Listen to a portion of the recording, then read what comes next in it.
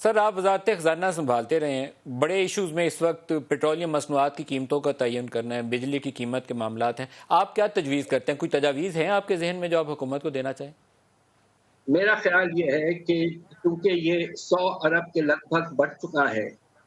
آپ کے سبسڈی جو ہے، اس لیے کہ تیل کی قیمت باہر بڑھی ہے، روپے کی قدر میں کمی آئی ہے، تو 4 مہینے جو ہے اس میں 400 ارب تو کم از کم صرف اس پہ لگ جائیں گے، بجلی کا چھوڑیے جو آپ کے 5 روپے وہاں کم کیا تھا۔ ایک تو آپ کو یہ کرنا چاہیے کہ آہستہ آہستہ بڑھانے شروع کریں، اور میرا تو خیال یہ تھا کہ فوراً حکومت آتے ہی 10 روپے بڑھا دے گی، جو نامناسب طریقے سے کم کیا گیا تھا، اور یہ وہی لیول ہوتا جو لوگ پہلے دے رہے تھے، مگر وہ بھی نہیں کیا اس حکومت۔ دوسری طرف دیکھیے اسٹریٹجی یہ ہونی چاہیے کہ سبسڈی کی ٹارگیٹنگ بہتر ہو۔ اب آپ یہ دیکھیے کہ موٹر اسپرٹ پیٹرول جو ہے اس کی ٹارگیٹنگ تو نامناسب ہے، سب سے امیر طبقے کو اس کا سب سے فائدہ پہنچ رہا ہے، تو آپ کو یہ کرنا چاہیے کہ اس کو کچھ بڑھائیں،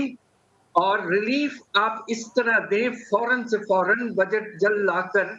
کہ کھانے پینے کی اشیاء پر جس پچھلی حکومت نے جو ٹیکسز 17% تک لگا دیے تھے، سیلز ٹیکس، چینی پر، گھی پر، وغیرہ وغیرہ،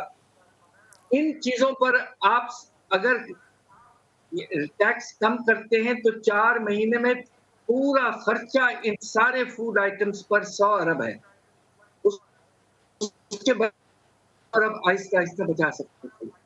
ٹارگیٹنگ بہتر ہونی چاہیے تھی،